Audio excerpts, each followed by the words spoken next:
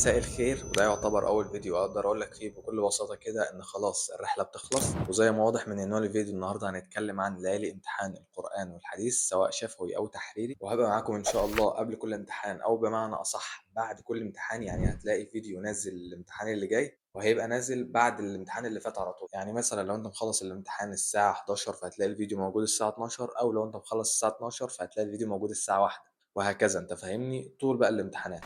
فأول حاجة كده الفيديو ده نازل لك بتاريخ 25/5، يعني فاضل بالظبط حوالي 4 أيام على أول امتحان ليك اللي هو القرآن والحديث. وبعيدا عن القرآن والحديث أصلا حابب أتكلم على المواريث. لو أنت لسه ما فتحتهاش خالص من أول السنة فتقدر تجيبها في اليومين دول، لأن امتحان الفقه مفيش قبله أيام كتير على عكس دفعتي مثلا. فخد لي المواريث يوم ولا يومين، وبقيت ال3 أيام أو اليومين للقرآن والحديث. تاني حاجة حابب أتكلم عليها ألا وهي الامتحان الشفوي. الامتحان الشفوي ما بيبقاش صعب جدا، يعني بالعكس انت بتبقى داخل تلم ال 20 درجه، 10 درجات للقران و10 درجات للحديث. فالموضوع مش صعب، بالعكس الاسئله بتبقى سهله جدا وفي المتناول. يعني لو انت حتى مش مذاكر بنسبه 100% هتعرف تجاوب. بالنسبه للقران فالاسئله بتبقى اغلبها في البقره وال عمران، وبعض الاسئله التانيه بتبقى في اوائل السور او اوائل الارباع مثلا، او اسئله واضحه وصريحه. اما بقى بالنسبه للحديث فهل هو هيسالك في الاحاديث الحفظ بس؟ هو ممكن يسالك في الاحاديث الحفظ بس في انك تكمل الحديث، انما لو سؤال على الحديث زي مثلا سؤال في شرح الحديث نفسه او ما يرشد الى الحديث او وات ايفر، فممكن يسالك في احاديث تانية مش حفظ. فاهمني؟ بس الموضوع مش صعب، انت كده كده مذاكر عشان الامتحان التحريري.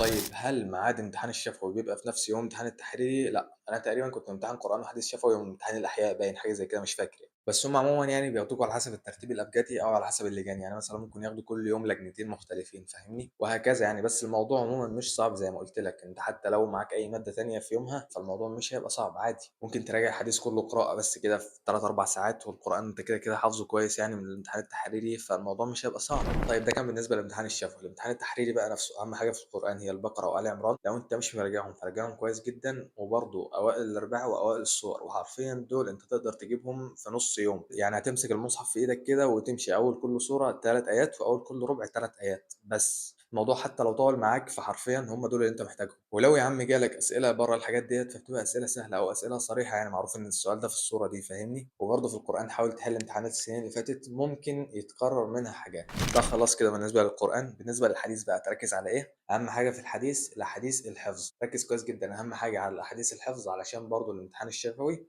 شرح الحديث مش لازم يبقى بالنص بالظبط يعني. بس ده مش معناه انك ما تكتبش بالنص، لا، ده لو عطلت ما تكتبش بالنص بس اكتب بفهمك يعني، انما عموما لا، حاول تكتب بنص الكتاب. طيب تحل كام شامل في الحديث؟ اقل حاجه خالص 10 شوامل بس. حرفيا انت تقدر تقفل امتحانات السنين اللي فاتت كلها اللي في كتاب المرشد. حرفيا لو انت مذاكر او مراجع كويس حرفيا الامتحان مش هياخد في ايدك ربع ساعه او تلت ساعه بالكتير قوي لو انت بطيء شويه في الكتابه. فحاول بقدر الامكان انك تخلص امتحانات السنين اللي فاتت كلها، سواء بقى تحريري دور اول دور تاني، حتى ادخل على امتحانات الادبي. بس لو دخلت على امتحانات الادبي حل الامتحانات القريبه اللي هي مثلا 2022 و2023 و2024 دور اول وتاني وتجريب. وطبعا مش محتاج اقول لك انك هتتغاضى الاسئله اللي هي مش عليك او الاسئله اللي هي على الادبي بس. يعني خلاص الكلام ده كله انت معاك دلوقتي حوالي 4 ايام، يا اما هيبقوا القران والحديث بس، يا اما هتاخد منهم يوم او يومين للمواريث وتسيب اليومين التانيين او ال3 ايام التانيين للقران والحديث. فاهمني؟ الاولويه انك تحل امتحانات الحديث كلها بتاعت امتحانات السنين اللي فاتت يعني. ولو عندك حاجات في المنهج محتاجه تتظبط او مش احسن حاجه فحاول تعيد عليها. القرآن زي ما قلت لك أهم حاجة سورة البقرة وآل عمران.